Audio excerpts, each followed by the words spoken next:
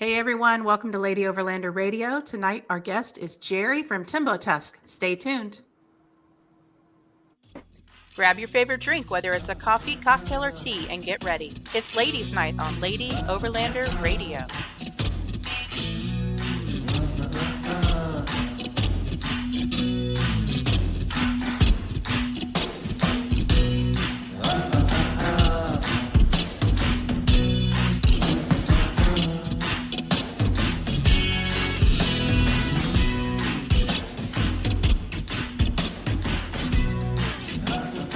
Lady Overlander Radio is brought to you by Artemis Overland Hardware, the Moore Expo, U.S. Action Tracks, and Adventure Trail RV, maker of the Overland Shower.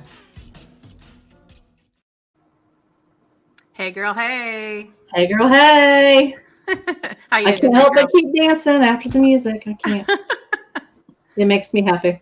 Yeah, I still need to edit that one though, because we still have to add our two new sponsors, Midland Radio and Tembo Tusk. So... Hi, Jerry. Hello. How you guys doing? Good. Thanks for having me on. This is exciting. Oh, it's awesome. We're Jerry's first official real live podcast. He told us, so kind of feel like we're cool. We're in the cool kids club. Yes. So before we get rolling into the show, I wanted to take a moment and talk about the Lady Overlander Radio Camping Retreat and the location that we're going to be having that. So I just found out, I got word that Gypsy Camp and Canoe, where we're holding the camping retreat, just suffered severe flood damage. What was it? Last weekend or the weekend before, I think. The weekend before. Yeah. So their buildings, I've been there touring the property, and their buildings sit pretty far off the river. So that the Illinois River went over its banks quite a bit. And these are their brand new remodeled bathrooms they had just done. And that's their office area. He's ripping out sheetrock. Yeah, sheetrock there. That's pretty. They got hit pretty hard. We're still planning on having the camping retreat there. They're working very hard to get everything back up and running, but they are going to be having another cleanup day this Saturday. So if you're in the local area there in Siloam Springs, Arkansas, please come by and help out. I think they're going to get kicked off around 9 a.m. local time. So yeah, I know they would greatly appreciate that. Yeah. So other than that, next week, we're going to be rolling into Kentucky to the Daniel Boone Back the Byway event. And that Friday night on the 20th at 7 p.m., we're going to have a ladies' fireside chat. It'll be right at the big campfire area, right outside of the general store. So if you're going to be going to Daniel Boone Back the Byway, come on by and hang out with us. Other than that, we have Jerry on tonight, and we're going to be chatting about some new products he has and what things he's got going on and where he's going to be this year. So I know he's got a full schedule as well. So welcome to the show, Jerry. Well, thank you. And if you don't mind, just take a minute and give everybody a little background on yourself. Well, I've been doing overland stuff for a long time. It's new here in the States. The last 10 years, overland has just gone nuts. It's really gotten big. 1984, I was a little younger, just mildly. I did a real overland trip from London to South Africa, through Africa. Nice. And we used a Bedford, ex-Army Bedford truck. Took about 4 months to go through Africa, and I tell you, saw things, did things quite amazing, beautiful. Actually, a lot of parts of Africa can't go to today. It's just too dangerous, and there were places there at the time that we couldn't go as well because it was too dangerous. But it was a fantastic trip to do. I think I was 24 or something like that, and then came home, had to get back to real life, and I became a real estate broker and did that for about 25 years. And then a few years ago, decided 12 years ago now, I couldn't find stuff on the market. I was trying to outfit an FJ60 to be for overland, with rooftop tents and everything that I needed, and a fridge and whatnot. And it was hard to find. There was just nobody was selling the gear that I needed.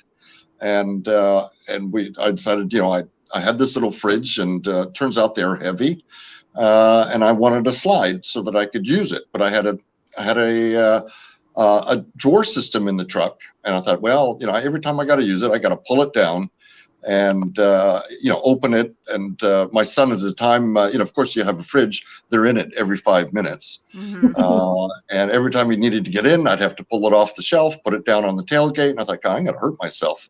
These things are heavy. And I thought, I need a drop down slide, and tried to get one in Australia. They had one, would not sell it to me, would not ship it to me. And mostly because the cost of shipping was about twice the cost of the slide, and they just assumed that I wouldn't I wouldn't do it. Yeah. And they were more or less right. I was like, I can't do that. And so I started tinkering, and started building one in my garage, and eventually figured out that maybe I've got something here.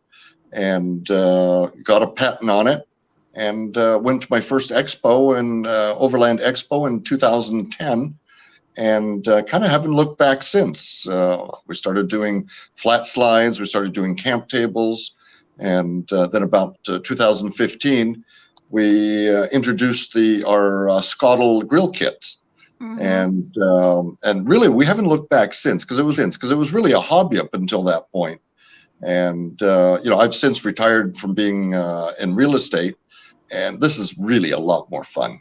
Real estate was good for it's a good business to be in, but it wasn't any fun. And I was in property management, which is even less fun. Yeah. And because nobody's happy. I mean, the residents aren't happy, the owners aren't happy. It just doesn't matter. You can't please anybody, and we were stuck in the middle. But now everyone who walks in the door, they're going camping, and they're happy. And they're buying something that they want, and they leave happy.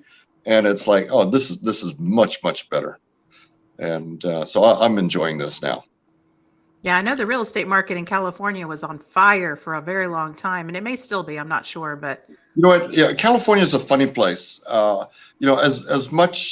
bad as it is, as bad as the business environment is, as bad as the politics are, and as bad as everything you can hear on TV or on the internet, it's still a pretty good place. I mean, real estate, is expensive, but it's the first place to recover from a recession, and the last place to go down when there's a recession.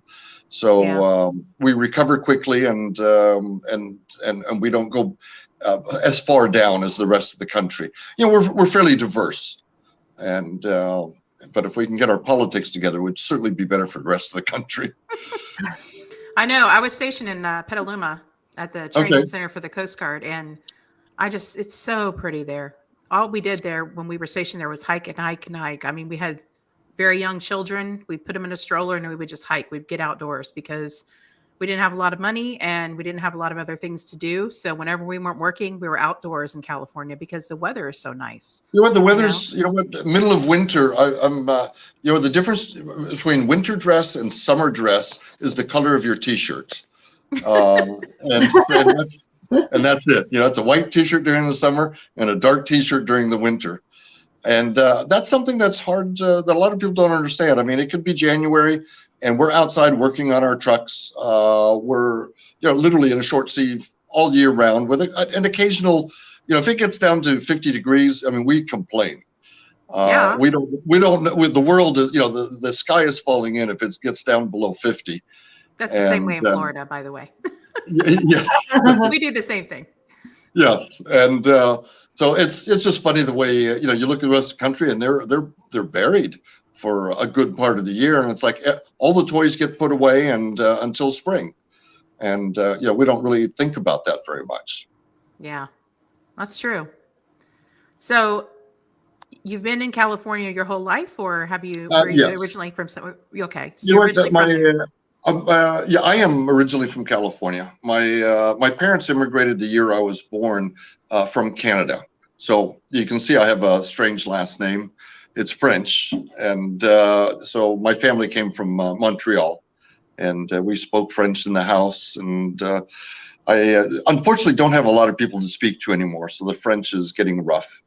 But if I could spend a month in Canada or a month in France, it would come back nicely. Yeah, I took French in college, and it's embarrassing how little I remember of the language. It's hard, really if you don't use it. I mean, like I say, I grew up speaking French, but because I have no one to talk to, you lose it. It goes away, and so it's not surprising that you don't remember it. It's just you don't use it. That's true. You got to use it or you lose it. I know it's the same with any language, even sign language. I took sign language in college as well, and I remember very few signs. Well, language also evolves. The funny thing is, I was in France a few years ago, and I had no trouble understanding everybody. However, I couldn't understand TV. They speak on TV. They seem to speak a little bit more, I don't know, posh, and everything was. I couldn't keep up with the speed of the language when it was spoken on radio or TV. But in person, it wasn't a problem. And my accent's kind of funny. I've got a old Canadian accent when I speak French, so they kind of laugh at me, but they still understand me, so it works. Well, people laugh at my accent in Arla's too, so. Yeah, if you didn't have an accent, it'd be no fun. So. Exactly. So what you got going on lately at Tembo Tusk? You got any new products you're launching? Well, we do. You know what's funny? It's they come in bunches, and you guys have one of those new products that we debuted at the Moore Expo, which was our Basin Table. And thank you. We've had a camp table for a long time, and I don't know what took us so long, but this year we decided, you know what, we're going to put a basin in it, and because it's just that much more useful, and so we showed it off at Moore, and got good reception, and we're happy with it. People are buying it, and it still works with our existing table. They just hook together, or you can use it by itself. And we also introduced like a lot went on this year. I don't know what we probably had a lot to think about during COVID. I think that's what happened. Yeah, and a lot of design time. Yes. And we got a new do-it-yourself slides because we make flat slides. That's something that people don't know. We have the sexy Skottle, and everyone thinks that's all we make. And they discover that we make fruit slides. They go, "Oh, I didn't know you did that." It's like, yeah, that's how the company started. I think that's what I said to you at Moore. Yes. I mean, I get that a lot. And it's like, that's because, God forbid we'd actually market anything else we do. But the Skottle kind of takes center stage, and, people cook and they show their food, and it's kind of exciting. And whereas the slide is kind of boring. It's functional. It's not sexy. Yeah, not sexy at all.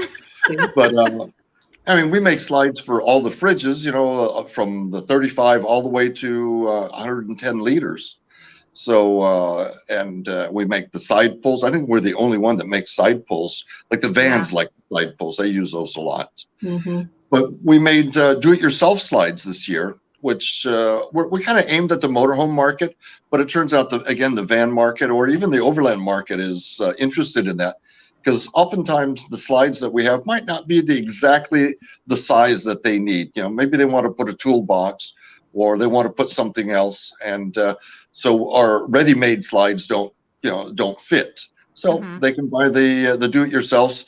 They're nicely they got a base unit, so you can bolt them down. Then you just build your own platform, make it as big or as small as you want, or size it for your vehicle, and you go from there. And then we and of course you saw the fire pit. And that's a quick picture of that. Yeah, nice. I stole that picture. The thing is, with the fire pit in California, and I think this is spreading around the country a little bit, we can't have regular fires. They're literally prohibited. You can have propane fires, but not wood fires. And to me, if you go camping and you don't have a fire, you go to bed at 8 o'clock, and it's very boring. You can put a candle and you'll drink till 12, But if you don't have anything, you know what, you go to bed at 8 o'clock and you call it a night. So you know what, put a little propane fire pit, you stay up all night. I'm So telling it you. just makes it more fun. It does. Yeah, it We do does. have a question from Jared. He wants to know, do you still have the original prototype of the Skottle? You know what? Funny you say that. My friend has that original one. My friend Paul, and so yeah, he has the original. He helped me build it, and and then I think some people, MS Overland has two originals, or the first 10, and so does Frank from Outdoor 4x. They were the first three people to purchase, and they were quite, they were still a little rough at that time, and they still have them. So Yeah. it was kind of fun. We love ours. Oh yeah. Love it. Goes everywhere. Goes everywhere. So You have at least you get fed. exactly. Well, that's the thing is, everybody's into, you see all these great videos about all these meals these people make, and like That for dang example, Marco. yeah, Marco. Well, Why don't we Marco's talk about some amazing. of the people that you got that you sponsor? You have Marco.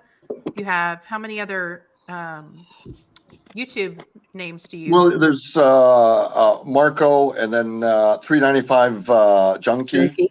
Mhm. and there's a few others, but those are my main. And Yeah. they're local to me. We camp together, and they're good friends, and it's great that they know how to cook. I've camped Yeah. with both of them, and my cooking skills are, I can defrost food. I consider my Skottle to be my outdoor microwave, and so I'm lucky to feed myself. So I go out with Marco or Daniel from 395 Junkie, and it's like they're amazing what they can cook. And Oh, the yeah. funny thing about the Skottle, it originates, or at least what we have originated in South Africa. My wife's from South Africa, and we had a South African made one for ages, and eventually it stopped working, and the plastic bits were degrading, and we thought, one of these times when we go visit family back in South Africa, we'll just get another one. And we go back there, and they're a little more Americanized than one would think, because we couldn't buy a camping one. You could only buy a backyard one, because it had to do 5 different things, not just one. And it was like 75 pounds and the size of a backyard barbecue. And it's like, oh, that's not what I want. I want a camping one. Mhm. And so we came home disappointed, and that's essentially, we decided to make our own, and that's what we did. We made our own, and now, we were surprised. We went to a camp event, and people just started taking pictures of it, and we started making them. We made 10 at a time, and they would go. And then we'd make 20, and they would be gone before we finished. And then we were making 50 at a time, and then we were making 500 at a time, and we couldn't keep up. And so it was, really started in the garage, and I think we're in our 4th shop now. Wow. Just kept outgrowing the shops, and even this one is starting to feel the pain of overloading. So, but we'll be in this one for a while. So would you say the Skottle is your hottest item, hands down? It is. Yeah. And but it's good to be a little bit diverse, like we're with the slides and the camp tables and so on.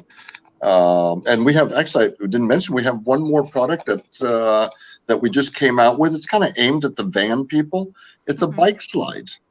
Oh yeah, I saw that on your website. Yeah, I mean, we're still not done putting up the pictures. We've got a double bike and a single bike, and it's designed to go inside the van, because the bike people seem to, they've got these beautiful bikes, beautiful expensive bikes, and they hang them outside in in the weather.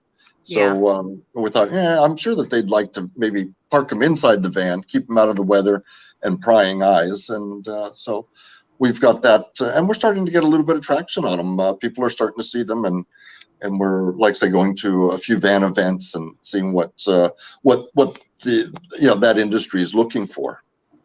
So what does it slide into the back, or It slides inside the van. So Wow. that you can pull the bike all the way out, take your bike off, put it back on, then slide it in. So you don't have to kind of crawl into the vehicle to bolt your bike inside. It just gives it easier because you can deal with it outside, and then push it back in, close the door, and you're done. Very cool. I feel like that's for people that are like solo travelers. Well, you know what? It'll be either solo or couples. Yeah. The vans aren't that big. And typically, you're not going to have a family of 5 in them. They're normally one or 2 people, and then they go from there. So we may make a triple or a quad slide, but for right now, we'll see how these go, and Very cool. see what turns out. Very nice. So where did the name Tembo Tusk come from? Well, way back when we got the first slide, which was the drop down. And we were all sitting around the table going, well, what are we going to call the company? Because we were like a few weeks from our first Overland Expo, and we needed to have a company name and get a website up, and get stickers and paperwork, and sitting around going, well, you know what, you pull the fridge out of the vehicle and you kind of bring it down, and I had my arms out like this going. And I was thinking, it's kind of like an elephant tusk, where you grab the fridge, pull it down, put it on the tailgate, pick it back up, and back in the vehicle. And so we thought, oh, well, you know what, elephant tusk, that's a good name. But everyone kind of looked at me and went, yeah, that's really a mouthful. That's not going to work. And then my wife goes, well, wait a minute, I'm from Africa, and elephant in Swahili is Tembo. And so what about Tembo Tusk instead of elephant tusk? And we all looked at each other and went, oh, that sounds good. And then we had a friend who was helping us with the design. You can see it in the background, who designed our logo. And really, the rest is history. It just worked.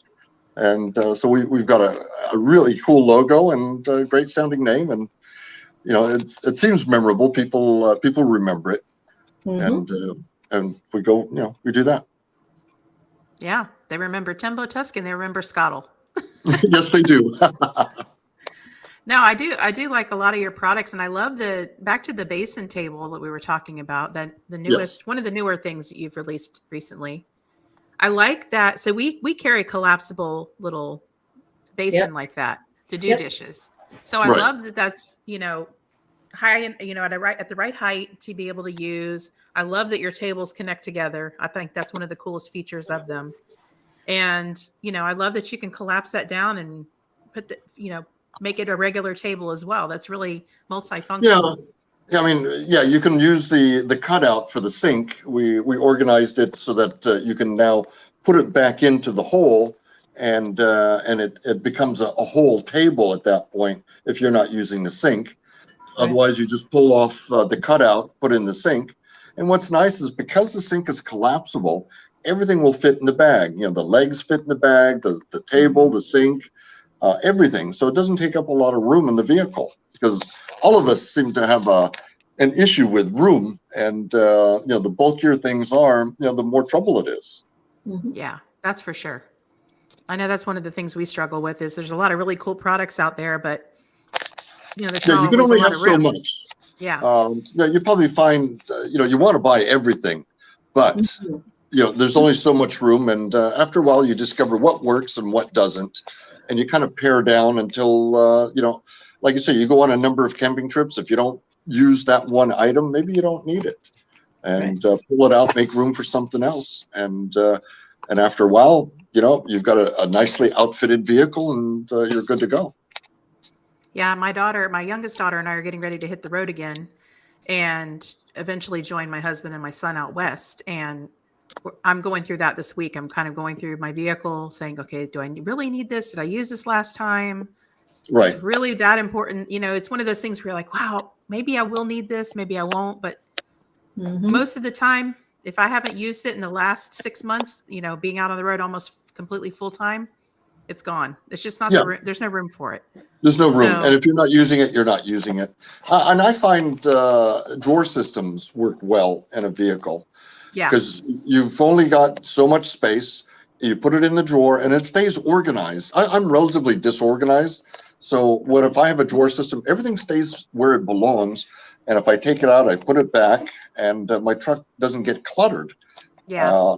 I know when I first started, I used to use the bins, and I found that the bins kind of exploded because everything you actually need's at the bottom. Right. And, of course. and by the first night or the second night, I mean, there's stuff everywhere. And but once I went to drawers, things had a home, and if it didn't fit in the drawer, it didn't come with, and it's kept me fairly organized. So I'm pretty happy with that. Yeah, and one of the reasons I plan on getting drawers for the 4Runner, but one of the reasons why I haven't yet is just what you were talking about earlier, which is I have a huge fridge. I have an ARB fridge, and I don't have slides for it yet. I don't have like the drop down slides, so it would be, because I have a lift on the vehicle, and then I put drawers. Then my fridge is really high. Well, when I first started the company, that was one of the issues, is that there were very limited companies that made drawers, and they were always one level, and they were 8 to 12 inches high, and by the time you open up your fridge, you can't see inside anymore. If you've got slides, and that's the reason that we did the drop down. But in today's market, there's a lot of people making drawers, and they're more. What I recommend is they stack them. Put a fridge, put it down low in your vehicle, and then get 2 drawers and stack next to them. That way, you still have the same amount of drawers without taking up the room. Because you put your fridge too high, it might not clear the lip of your opening, and 2, you can't see inside without a step ladder. I have a step stool for my Jeep because I can't see in it. Let's see. I open the lid, I can't see in it, so right. I have a step stool. Yeah. Sometimes you can't get away from it, even if it's low. And I think the fridges as well. I think people tend to buy too big a fridge, and they come from coolers. Coolers, ice takes up 75% of the space, and so you need a big cooler. And then when you swap to a fridge, you look at that tiny little box that they call a fridge, and you're going, I'm never going to fit anything in here. This is way too small. So they buy a ginormous fridge. But in reality, because you don't have 75% of the room taken up by ice, that little tiny hole in the fridge is actually quite big, and it's surprising what you can fit in there. And of course, it depends on how many people are living out of the fridge. If you got a family, you need a bigger fridge. But I think if you're 1 or 2, look at the 45-liter fridges. Those are plenty big. And that's true. Although I'm happy if you get the big one, because I have slides for them. I knew that. Yeah, our fridge in my vehicle is fairly big. I think it's a 70, 60, something like that. Yeah, but you've got a lot of people. But we've got 5 people. So yeah, you've got we 5 still, people. We have a fridge in my husband's Jeep as well, and he's got what you were talking about, the 2 drawers on the side of the fridge, and that works really well for him. But we still. There's times that we struggle, when we go grocery shopping and we're going to be out for a while. We like to eat fresh food as much as possible. So absolutely. Sometimes they're not enough, and sometimes, like you said, we've got plenty of room and too much fridge. It really depends on the situation. This is the beauty of all the fridge manufacturers right now. I tell you, there's 10 years ago, you had a 35-liter fridge, and that was about it. But today. There's almost a dozen different sizes and different configurations. So you got something that'll work for any family or any situation. So we're quite lucky now. People have really, the companies have stepped up and given us a lot of stuff to look at. Yeah, for sure. We're going to take a quick break, and we're going to watch a little video that I put together a couple weeks ago. And then hear from our sponsors, and we'll be right back. I'm Tony with Bats Off-Road, and you're Joy the Woodpecker. I am. This is Team Wild Maven. Hey, this is Josh Design. Hi, this is Jerry from Tembo Tusk. Hi, we're Cottle Overlanding.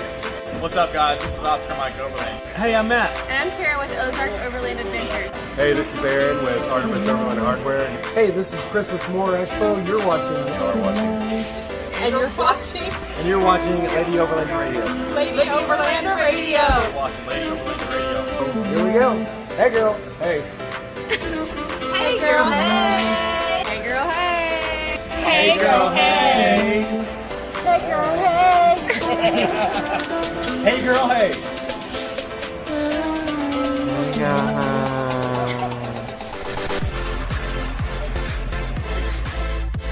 Lady Overlander Radio is brought to you by Artemis Overland Hardware, the More Expo, and U.S. Action Tracks.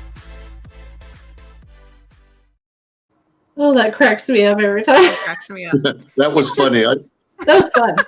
Yeah, It's that just was as funny fun. as the outtake one. Oh, I've seen some of the outtakes. They were really funny. Yeah. we need to We're throw that up also- sometime. I wanted to make a quick announcement. Arla and I are taking over Artemis Overland Hardware. Watch on out. The first Saturday in June. We're going to be running the show there. We'll be the official sponsors of the Rigs and Coffee event there. So come by and see us in Springfield, Missouri at Artemis Overland Hardware. I'm excited about that. It's going to be fun. We're selling everything. We're selling it all. Everything must go, Aaron. We're going to Aaron? sell it all. Deals are happening. He's gonna kill us. Yeah, they're all going on a big trip They're out going to have west, too so- much fun. Oh yeah. They're going to be having all the fun and we're going to be doing all the work.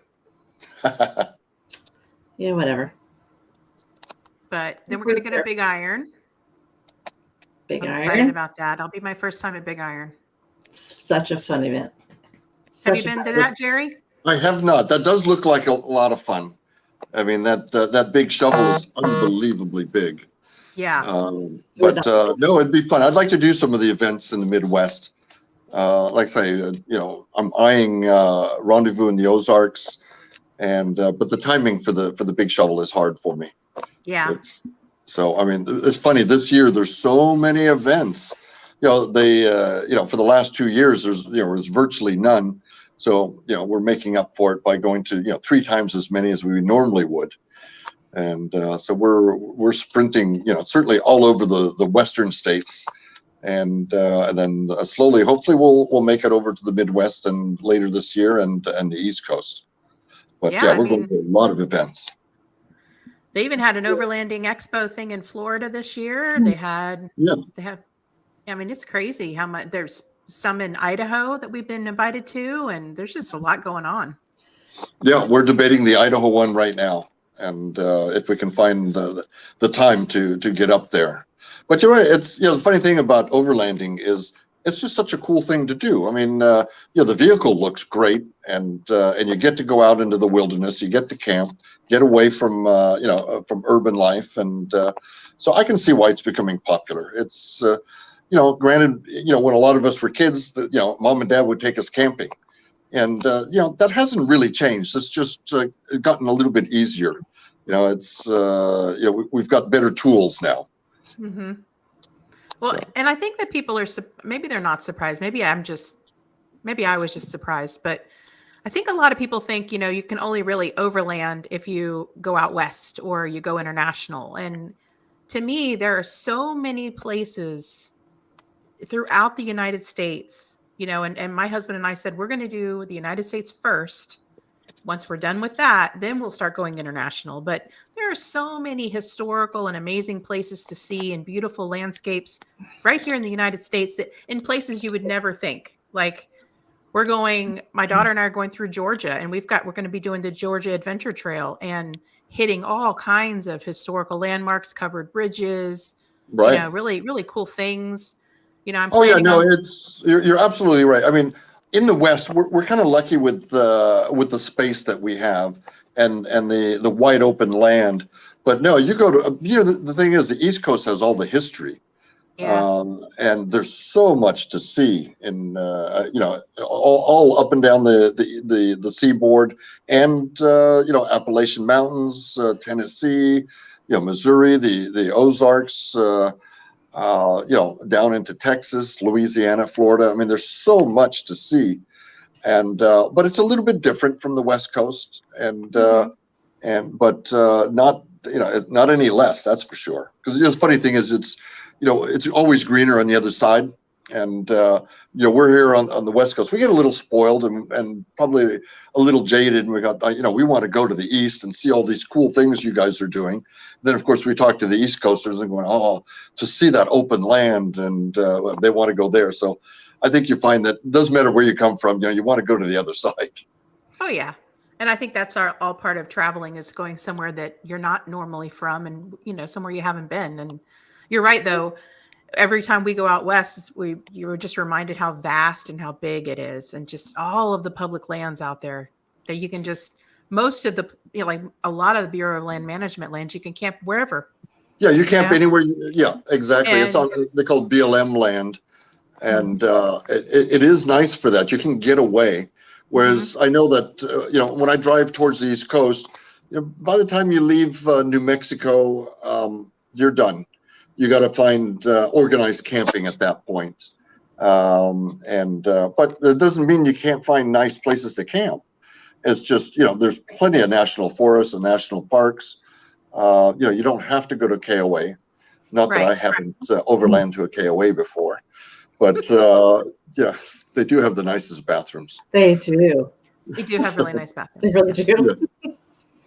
Oh, we've done. There's still so many places. I mean, there's so many national parks throughout the country that really you don't really have to go and say that there's no place to go. There's so many places to go. I just feel like if people are saying there's nowhere to go on the East Coast, they're not looking in the right places. Oh no, they're not looking. Absolutely. I mean, I've been West and East. The only place I haven't really been yet, I was stationed up in Maine, and I've camped in Maine and hiked in Maine. I haven't gone up there with my vehicle and overlanded in Maine yet. And I haven't done, Michigan, Wisconsin, any of those places, but I plan to. But, even those places, the Upper Peninsula of Michigan is 99% national forest. Yes. I mean, and plenty it's of places to beautiful. camp. Yeah. So, don't just get your mind set on just Colorado or just, Arizona or just New Mexico, because I mean, you go to absolutely Wisconsin Dells are beautiful. You go to the Catskills in New York. The beaches up and down the coast. There's so many different places. So, and we did the Appalachian Trail one year, not the trail, but the Blue Ridge Highway. Yeah. And so many beautiful places to camp all along the highway. They're all national park type campgrounds, but they're rural enough that you feel like you're out in the woods. That's something else. Something we don't get is a lot of woods. So it's really nice to be able to camp under trees and whatnot. So it's funny because we have a small off-grid cabin in Arizona, and when we came back to the East Coast after being out there a while, I just remember going, wow, I missed all of this green. It's so green in the East, and it's it's very dry and a lot of different browns and tans and beiges and stuff on the West, but just the difference, it's so cool to be able to see both. It is. Funny thing, like whenever I'm on the East Coast or the Eastern United States, every bridge I go over, I look. And turns out every bridge is there for a reason. There's water underneath it. See, we have lots of bridges too, but there's no water. It's just, it's just stream beds. And it's like every time I go over a bridge, I have to look. It's like, yeah, there's water. And so I find it's a little bit funny. And the other thing that I find kind of fun, if you go to the Western states, and you'll see our freeways, and there's big clover leaf off ramps and on ramps. So they're huge. You can see them for miles.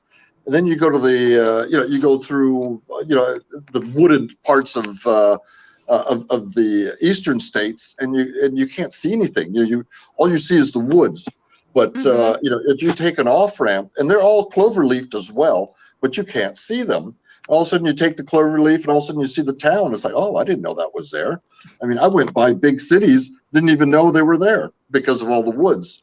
So it's interesting. It's a real difference. Whereas on the West Coast, I mean, you can see for 30 miles, and the East Coast, you can just see just as far as the edge of the road, and that's it. So big difference. And nice to see the green. Oh yeah. So have you ever been camping anywhere and something crazy happened, or have you ever had like any kind of issues where you've had to think fast on your feet? You know what? We've been pretty lucky. I had a bear take my backpack once, and in Yosemite. That was kind of exciting. Did he ask nicely?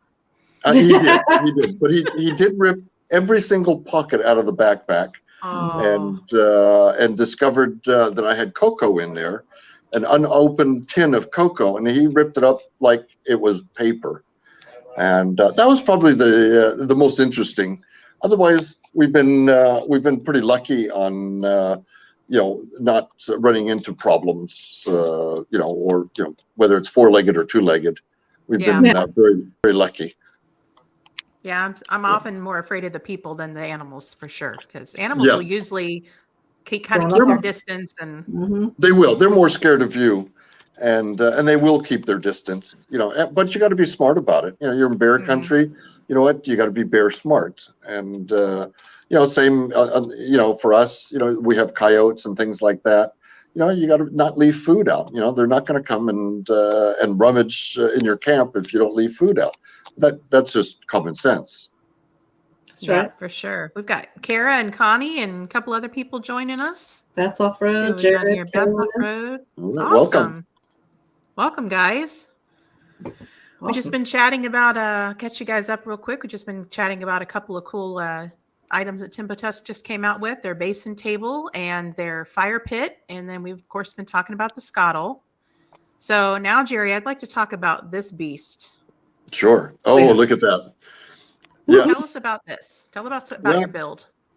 You know what? I'm on the road a lot, and I needed something comfortable.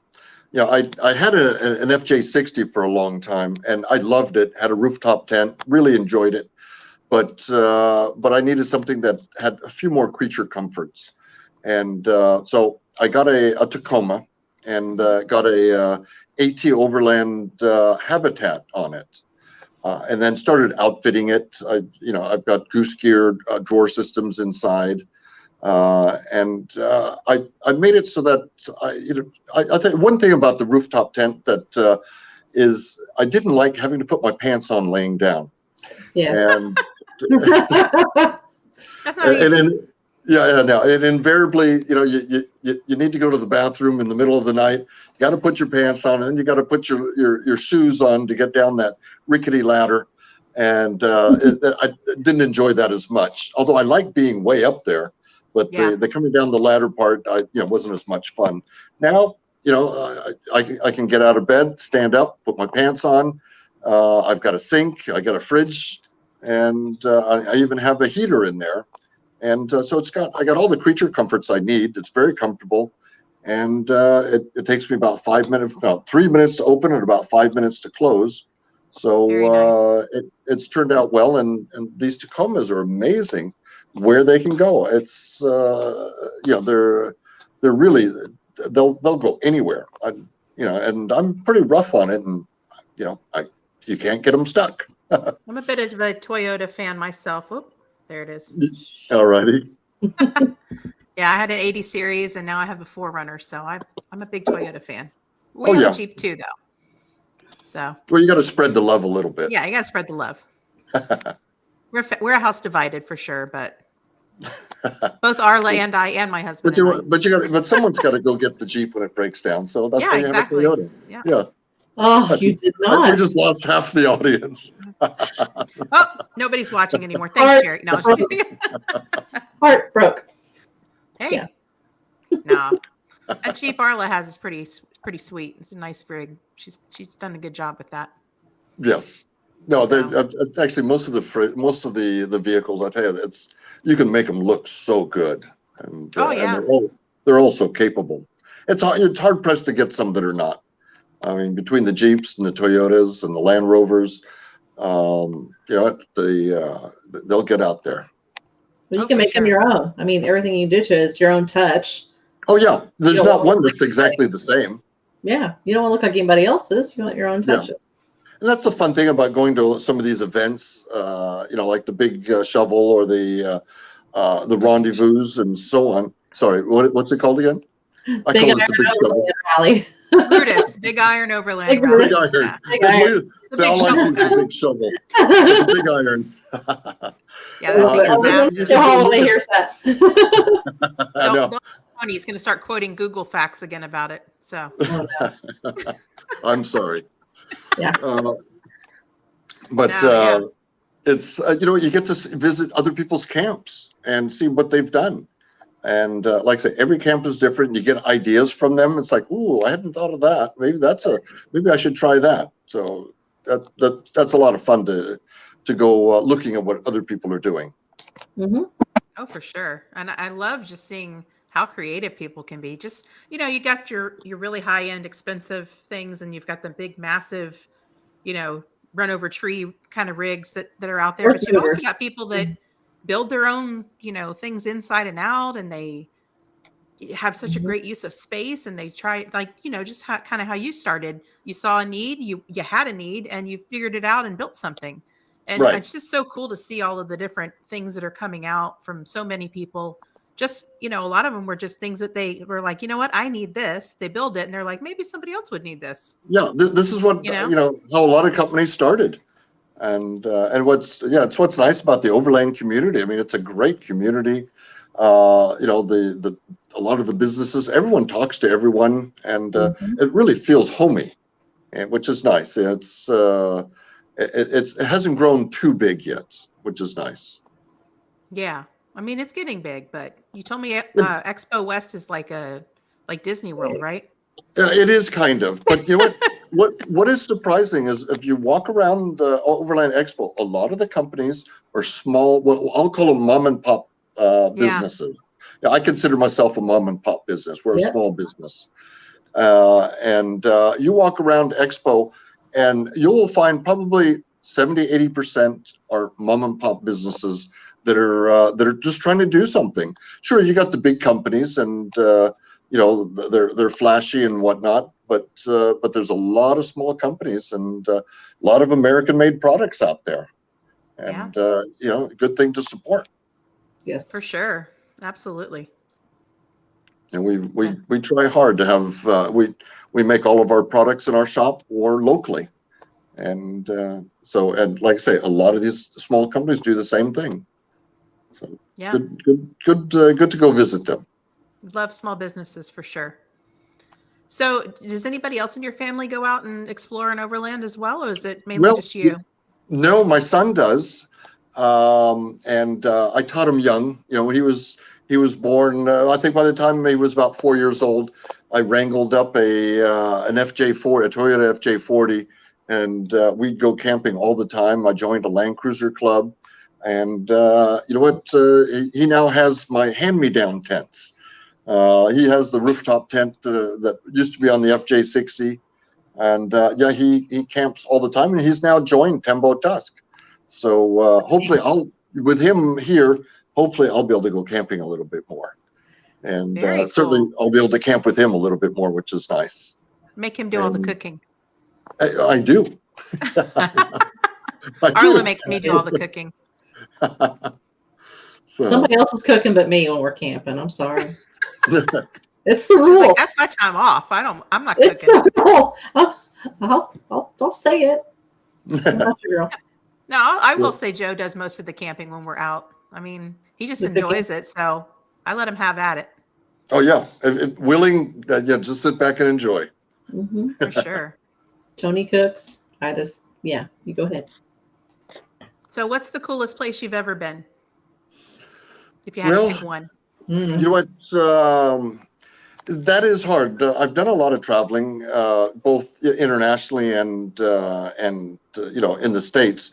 I was lucky in that at the beginning of when I started working, I joined a camping tour bus company when I was in my 20s. I was a driver, and we had a tour guide and a cook. And actually that's how I met my wife, was on one of those camping trips. And we would start in either Anaheim or New York, and we would do 2, 3, and 6 week trips all across the United States. and most of the passengers were either Australian, English, German, South African, New Zealand, all either European or or English based, and we'd show them the states, and so there was, like I say, I think people don't realize how big the states are and how diverse they are and how much there is to see. And like in California, you can go to Yosemite, you go to San Francisco, you can go to Death Valley, the Mojave, all of our mountains. Then you move on to Arizona, just beautiful land in Arizona, New Mexico. You go into Texas, Louisiana, into Florida. You can't. Everywhere you go, there's beauty to be seen. And so it's hard to pick one place out that like I said, I really enjoyed Wyoming, Montana. An interesting trip. If you ever take a round trip meaning around the United States, I find that if you start in California, go east, go all the way to the coast, then go north, and then back west across the top. Every day is prettier than the last day. Oh yeah. And if you do it in the other direction, sometimes not so much. But if you do it in the counterclockwise, it seems like every day is prettier than the last one. So it's kind of fun. And, we did the Pacific Northwest last summer, and the only problem was because of all of the fires, all of the wildfires, we missed a lot of northern Washington and northeastern Washington state. Northern Idaho, that kind of stuff, because there was so many forests closed and stuff. But we got to see, we fell in love with Wyoming. We got to see a little bit of Montana. We're going to go back and hit that again. Oregon was amazing, just so vast between the coast and the rest of the state, so different. And it's just crazy how many, like, we were stationed in California, so we've seen quite a bit of California. We want to explore some more of Nevada and probably some more Southern California. Well, like I say, I mean, it's fun. The deserts, you get to see the ghost towns and really diverse, territory. We have a highway called Highway 395 that is absolutely beautiful. You can drive it from California all the way to Canada on Route 395, and it's beautiful all the way up. And if anybody's doing that, well worth trying that route. Yeah. And camping, wild camping all the way up. Well, there's also the TAT. Have you gone on the TAT? The Trans. You know what? I haven't. I would love to do that. Yeah. I've done portions of it. Haven't done the whole thing. Yeah, that would be fun to do. I need my son to help me retire, so I can do more of that. Take over, son. It's my time. I need to become more redundant than I am right now. No, but you said something earlier that I wish more people, and I think a lot more people are starting to do. But when you went down to South Africa, you were 20. You said you were 24. I was in my I did a lot of traveling in my 20s. Yeah, I think people, if you have an opportunity that you travel when you're young, from 20 to 24, 25, and don't start a family until you're at least 25 or 30, because there's so much to see. Because once you're tied down, it's hard. You're done until the kids are grown. I mean, granted, you can still travel with the kids, but it's a lot harder. A lot more money's logistics. a lot tighter. And I mean, I traveled all through Europe. I backpacked through Africa, through South Africa. Took a truck with a group of people, all the way from top to bottom of Africa. You couldn't do that, if you're married or have kids, because it takes too long. But if you're single, you do it. And we had a group of people, and we had a great time all the way through. And so I highly recommend you get that that out of your system, essentially. And you've got great memories the rest of your life at that point. Even if you don't travel again, you've done it. And well worth it. I mean, I learned how to ski in Austria. Because it was I could have learned here, but it was more fun to go learn there. And It's cooler So- to say you learned it in Austria, though. Yeah. I'm not gonna lie. It is. Yeah. I just think it's important for people to explore, especially like for instance, me, I came from a small town. I mean, I was born in Miami, but most of my childhood, I grew up in a very small town. And that's one of the reasons why I joined the military, was to go out and see other places, because I didn't Sure. want to just live and die in that small town, and that's okay if that's what, people want to do. But to me, there's just, it'd be hard for me to pick a place too, because every single place I go, I'm like, wow, this is so cool. Look at all this cool stuff you get to do Yeah. here. And then you're there a while and you're like, okay, what's the next place? What's the next Yeah, place I can go see? it is. You're absolutely You know? right. I mean, I think a lot of Americans don't travel enough. They get stuck in a rut. And again, I think this overlanding has opened up people's horizons a little bit, and introduced travel to them that maybe they wouldn't do otherwise. Mhm. And even, like I say, in the States, there's so much to see. Get out of your own state, go look at the other states. Go to the county next door even, Yeah. and see what's happening out there. So, yeah, I can't tell you how many times I've been to a state and I'll meet somebody local and I'll say, oh yeah, we were just over in this part of the state and we saw this. And they say, Mhm. oh, I didn't even know that was in my state. They don't even know sometimes what's right in their backyard. No, and they've never left. They've never left their area or their city. Yep. So it's really unfortunate. Travel opens your eyes to a lot of different things. Yeah, Sure and I does. mean, especially with overlanding, you can drive up into Canada.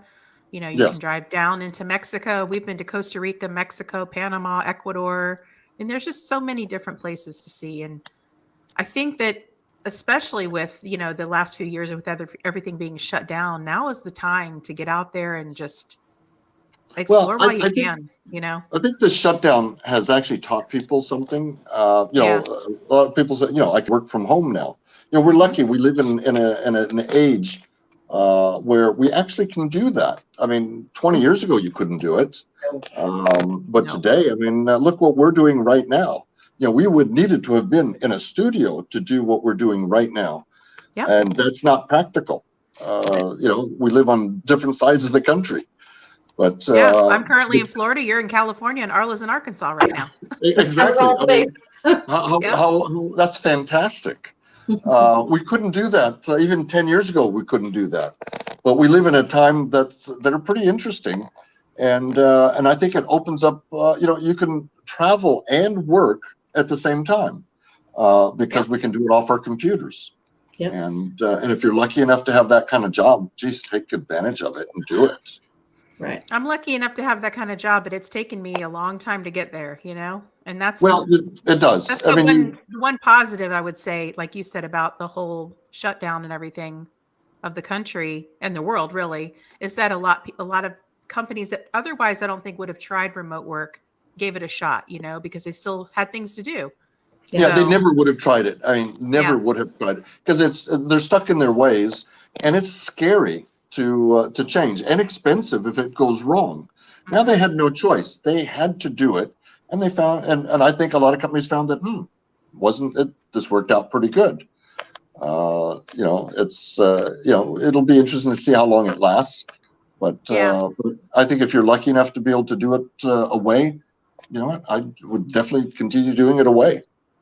So I feel like I'm more productive, and I've worked in an office environment. I've worked on a ship. I've worked in a large unit, and now I'm working remotely, for the Coast Guard, but as a contractor now. So, and I feel more productive. I feel like there's less time spent, chatting and going out to lunch and doing all these other things, and more time actually spent physically doing work. Which is good and bad. I mean, I miss the socialization sometimes of that, but I think overall I'm happier working remotely, and I feel more productive. yeah, I So- think that's probably the one item is that you don't get, there's not as much face to face or socializing in today's world, but Yeah. sometimes that's not bad either. Yeah, but it does allow me to be able to travel and to do things Right. like that. So it's as long as there's a good signal, I'm good. There you go. That's right. But so tell us, what's your schedule looking like over the next few months? Well, like I say, it's busy. We've got big trade shows like the expos are happening every 2 months until the end of the year, and we've discovered van shows right now. We're hitting up van life type of shows, and they're being very receptive to what we have, and so it's kind of like doubled our show load for the year. And it's also a bit of experimenting. We went to some earlier this year. We went to motorhome shows, and those were fine, but not quite where we probably need to be. And the overlanders and the van people, I think, are more tuned into what we're doing, and we to them. And it's also a much younger environment. I don't mean physically.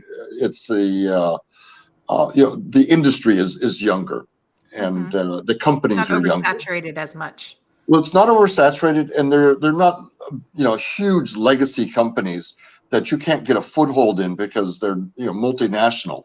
Yeah. You talk to a lot of the companies, and they're, like I say, they may still be a big company, but they're not that big. And a lot of smaller companies. So you can get in and talk to the owner, or you're talking, you're only one person away from the owner as opposed to 15. You got a big national company, you'd never talk to the president of the company. But in most of the overland companies, most of the van companies, absolutely, you're probably talking to the owner of the company when you're at these shows. And if you're not, might be his son, in my case. Yeah, that's where we met you, is at More Expo. Yes. So, Yes. Yeah, very cool. Had dinner and a few cocktails and enjoyed that expo. It was nice to unwind at the end of the day, though. Those were long days.